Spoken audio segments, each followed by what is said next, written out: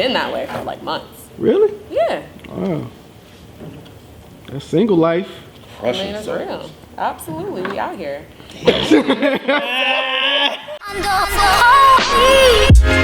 I know good memories, baby, to be good for. I know, baby, good for. I know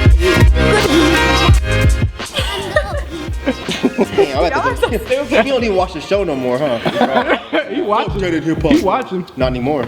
He watching. He's like, I just can't do it. No, yeah, you right. He watching. He watching. He trying to see. He be favoriting all the ass segments. I like that. He probably touching the bottom. Ooh, baby. Hey, boo. I got a question though. Right. All the questions in him. Counts. So who you seeing now? No, that's him in every single comment section. That's really him. Are you single? That's all. He's trying to see if you're gonna say something. Anyways, hey guys, welcome to the show. This is awkward. Mike is just here making it awkward, and I am here to host the segment. Ken, we're here. Hi. Yes, Ken. I am here. You know, follow me on all them socials. On all them socials. Yeah. All them socials. And we got Repo in the purple shirt. Is that a Ravens? It is Ravens. Yay! Sports. That's so sarcasm right there. Hey, make sure you go check out Dead End Sports on YouTube. That was a good little segue. I see you with the segue. Go check out that. What you say, Mike? You said you hear Mike? It doesn't even matter. Oh, great. And then we have People 30. What up? What's going on, people? Oh, right. We just reached 100K subscribers on YouTube. Actually, we're over that. We're like 100. Stunting. I know. Like shit. That clean right there, though. Gotta make sure that's right. You know what I'm saying? I mean, we're a little bit over, so, I'm just looking forward to exponentially. Shout out to Watch Mojo, for having us number 3 on a top 10 list of music critics. You know what I'm saying? That's a big look for us. You know what I'm saying, man? We top 3, man. We in this piece, man. But number 3 should have been number 1 to me. Sir. I'm gonna keep doing it though. Talk that shit, Mike. Talk that shit, Mike. What? You can hit that TF. You know what I'm saying? Like you don't know, B. But you got that honorable mention though? Huh? You got that honorable mention though? I did get the honorable mention. I didn't expect that. I was like, shit, wow, really? I appreciate that.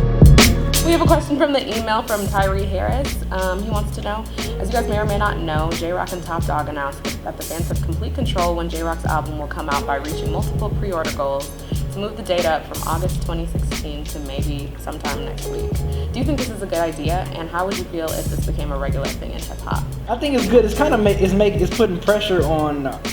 Well, not on artists, putting pressure from the artist to the fans. Like, if you really want this album, the consumer. Put your money where your mouth is and support this album. Especially if it's someone that you like already a fan of. I mean, it'd be kind of different if it's like someone new that you've never ever heard of before. Yeah, that's but like, if you know their track record, if this was if Kendrick they did this for To Pimp a Butterfly, I think people would have definitely made people put up the money first, put the pre-orders first, and then hey, look, if we get this certain amount of pre-orders, you're gonna get this album. I think that's a good little idea. I mean, that's good. It makes you put your money up. Yeah. No, I mean, we didn't, like you said, we didn't have that option before the digital age. You know what I'm saying? We had to take chances. On music. Yeah. I think this is the beautiful thing about hip hop, where, especially now in the digital age, it's kind of open to all ideas in terms of maximizing on your own fan base. And B's 100% right. It puts pressure on the fans to be like, yo, I mess with him.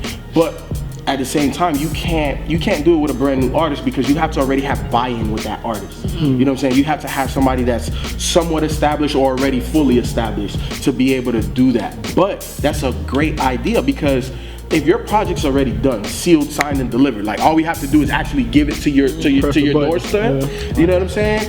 Hell yeah! Hey, do you want it 3 weeks earlier? Pre-order. But I get it to you. I think the fans, hip hop fans themselves, been anticipating. So I think that's good to really make you be like, hey, You know, y'all been waiting 4 years for a J-Rock album. He's been releasing dope verses. He released some dope songs so far. Put your money up where your mouth is and pre-order this album. And that's a good point because, like, I mean, it's not like you just don't know what this guy sounds like. You know what I'm saying? And it's not like he's not releasing stuff free already. You know, he's released a video, some couple tracks here. So, you know, I like the idea. I mean, it is an interesting marketing strategy to like you said, you know, put your money where your mouth is. Like, you want this product, it's ready, you know, go ahead and pre-order it. And I don't think you know, and then when it's ready, you know, you're gonna get it. So depending on the demand, you know, supply and demand thing, like, do you guys really want this? You obviously can't be a whack rapper, you know, because people, where you hit or miss with the album, because I think if you hit or miss with an album, you know, it's not gonna work. You know, you have to have a real strong core fan base for this type of out there to work. But TDE is in a perfect position to do it because so far everything they've been putting out has been fire. You know, and everybody's been waiting for J-Rock to come out. Will this work for, let's say, a Rashad? I don't know. Or SZA that's on their label? I don't know. You know. Yeah, but you would, but like, how many other people would? I guess. Right. Why you giving that whisper pimp voice? You seem like you about to slap him. Shit. He is, but That's how you sound, isn't it? Man, I'm just talking about me. Ken's right. People wouldn't. yeah. So, but you know, if you think about, but if you think about this day and age, you know, and could this be something that could become a thing in hip hop? Depending on the success of this, of course, because we saw what happened with Beyonce's surprise album. Now everybody's dropping a surprise album. Y'all need to stop it, by the way. I know, But right? yeah, please, we don't want it. But I think that if you look at the way the digital age is set up, is that campaigns don't work anymore. Dropping the single, then dropping the next single, then dropping the next single. That stuff is not as effective as it was back in the day when, you know, when you could really set up an album release properly. You can't really effectively do that because there's so much music out right now. And the internet is flooded with so many artists and so many singles. People listen to it and then they go on to the next thing. So with this, you're really putting value on the album itself and hoping people would, you know, reach out and support and do it, you know, and that's that. Could it become the new marketing strategy? It probably could, but will it be effective for everybody? I don't think so. But don't y'all feel like it would have to be like for artists who have complete control over their music? Because, for example, if Lil Wayne did that, to where, you know, like whatever happened with his label and, you know, his whole beef with Birdman and stuff like that, and say, I pay for something because I really want to hear it. And then 5 months later, he's like, oh, I'm sorry, it hasn't been released yet. I'm going to be mad at that $30 or whatever, $15. See, the problem is that we don't know what that number is. What was it? You know, if we get enough pre-orders in, then we'll move the release date up and release the album. We don't know what that number is. What is the number that we need to hit? Well, I'm saying in terms of like the music actually being ready to release and not under some type of crazy contract to where it can't be released no matter how many pre-orders you get. I think those are like two different Okay, arguments. I think I misunderstood the question. You have, on one hand, you have, if you get enough pre-orders, we'll release the album early. Then on the other hand, like in the Wayne situation, you have, if we get enough pre-orders, we'll release the album, period. Exactly. So those are two different arguments. I think the first one, whichever J-Rock is doing, I think that'll work. Yeah. I don't think the other one will work. I don't think. It would just be people paying and paying and paying. Yeah, would yeah, be or no- they won't pay. They might, yeah. Like if he's like, okay, well, if we get 35, it's like a Kickstarter, you know. It's, not, it's like if you go ahead and put your money up, it's not like if the project doesn't come out, you're still getting charged. You know, you get your money back, right? Isn't that the way Kickstarter works? Like if somebody had a Kickstarter campaign, they're not going to keep your money if the shit doesn't come out. Right. You get your money back. So I think it would work the same way, and I think that's fine. I just don't think it would work for most artists. It would work. It would have worked for Dre, of course, because people wanted to hear Detox. I think it would have worked for Lil Wayne. He probably would have sold 1 million pre-orders, honestly. Absolutely. Detox is slated to come out in 2 months, but if we get X amount of, or we have an internal number for pre-orders and we'll push it up 2 months. No, fuck that. It'll go platinum. You know what? Detox is done. I don't feel comfortable releasing it. But if I get 1,000 pre-orders, fuck it, I'll give it to you. That's what JLX should do with his ass. His 10-year-old album. He should come out and be like, look, what's it called? Act 38? Act 38 is done. But I'm not cool releasing it yet. So if you, the fans, want to hear my project, Put up them. let me see what your wallet. Yeah, so I think it depends on the artist. Obviously, they have to have the fan base to do that. But I also think it depends on the certain situations. You know what I'm saying? Especially when artists have already built anticipation. Because we're talking about J-Rock 4 years, J-Elect, Detox 25 years. Exactly. So when you're talking about hip hop projects that definitely already have anticipation, hell yeah, that's gonna work for them. Now, should it become the new model and should it be something that's always done? No, I think it's definitely circumstantial. I think it depends on that particular situation and if it works. Because I think we've all said, I think we all agree that it's not gonna work for everybody in every situation. But there are a lot of situations that I think that it'll work for artists. I disagree a little bit. Now, when you were talking about it out loud, maybe it should be the norm. Sure, major label artists will have a higher number threshold and indie artists can have a lower one. But let's say if an indie artist is putting an album out, let's say, I don't want to use Brother Ali because he's kind of a bigger indie artist, but fuck it. Let's say Brother Ali, right? If he wants to sell 10,000 copies of his album, right? That's not a lot, but whatever. If you want to sell 10,000 copies of his album, but you will not release your album until you have the money, the 10,000 pre-orders, then that kind of hurts the whole leak game, right? Because you've already hit your number. So maybe artists should do that. And then you have people like Jay, who says, you know what? If I have 100,000 pre-orders, I will release my album. And then after that, the leaks don't matter because you've already got the money for that 100,000. So maybe artists should do this. So even if you have like a small, I'm trying to think of a really small indie. But the other side of that is, what if you're like, okay, I'm not gonna release my project until I hit this number. What if that number takes forever to get to? Then that means then that should be something to you. That should mean something to you as an artist. That means that you're not connecting with your fans, or you don't have the right fans. So that means that you should go back to the drawing board and say, okay, what am I doing wrong? Because or you should say, well, maybe I'm putting my number too high. And then that's gonna force you to really think about yourself, because then you're like, well, shit, maybe I'm not worth what I think I'm worth. I'm trying to think of like it's not like on a label or nothing, like somebody that maybe we fuck with. But, okay, perfect. A Mick Jenkins, who's dope, super dope. Latest project, dope as fuck. Okay, Mick Jenkins, Waves, fucking crazy good.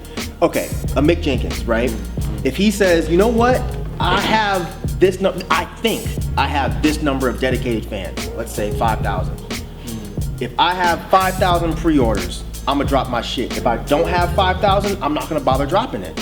I think that's a good test to see where your fans are and where you are as an artist. Because if you can't get money from 5,000 people, maybe you're in the wrong game. Or maybe, like I said, maybe you're not connecting enough with your fans to make them believe in you that they should give you $9.99. You know what I'm saying? You make a lot of valid points, and especially, you know, there's so many projects that's dropped that definitely on albums, I agree. Talking it out, I still don't know what kind of cons. You know what I'm saying? No, I think the obvious one is, and I know you kind of briefly touched on it, you know, but what if you don't get the number? What do you do next? Because that's a bad look. I know you reassess, you know, where you are as a fan, but what do you do with that project? You know, at that point, because you still have people waiting on it. I think you still release it. Still release it, but you need to say something to your fans, like, look, man, you know, I made this piece of art and I want y'all to hear it, but I'm really hurt by the fact that y'all would not put your money up, you know? Yeah, and if you don't reach your threshold by a certain time, it doesn't mean that you're not gonna release the project, it just doesn't mean you're gonna release it earlier. You know what I'm saying? I'm saying period. You're just saying period. If I don't hit earlier ain't shit, because here's the thing, if you are someone that only does leaks, you're just gonna wait. Kendrick can come out and say, you know what, if I don't get 100,000 pre-orders, I'm not releasing my album. And the thing about it is that what that would do is that makes your album come out like on the same day for everybody, right? Yep. Like there's not gonna be a leak because you've already hit your number. If all you're really looking for is 100,000 to at least break even and come away with a profit, you're good. And then everything after that is a bonus. But if your album leaks after that 100,000 that you already got, I'm good. I got my money. But you have to think about it though. Like if you keep, like for example, if you do that once, it has to be a good ass album because then nobody else is gonna do that shit again. Yep, you're absolutely right. I think what was interesting is that I think there was a conversation on the Dead End Twitter about that, the people that wait for the albums to drop and leak. And one of the guys was like, "Oh, you're kind of making us pay for it without us listening to it first." Which is kind of this. Well, but that's not how we kind of grew up though, and I think that's what I'm saying. Like it speaks to the way this era is right now, where they're so used to listening to stuff before it comes out, and sometimes not even buying the album anyway. Whereas when like Ross said, when we opened up, it's like you had to go in and just hope for the best. Hope for the best. And that was it. Now, did that happen in every situation? No, because sometimes our homeboy would have something that we would listen to. He'd be like, "Oh man, that's dope." And then we would go buy our own copy. Yeah. But for the most part, we became a fan of Nas based on listening to the first one because B had it. I was like, "Oh yeah, this shit is dope." And then It Was Written came out. We're not gonna wait for B to, buy it again. We were like, "Oh yeah, I like the next one. I'm gonna go get this myself." And then you buy that. Here come the third album, but then you don't know until you buy it and listen to it. And that's kind of how we grew up. I think that, in a little bit of a way, is what J-Rock is also doing as well, because like you said, the leaks don't happen, and by the time the leak come out, everybody that's getting the leak, it don't even fucking matter. Like the artist, it does put pressure on them as well, and I think that.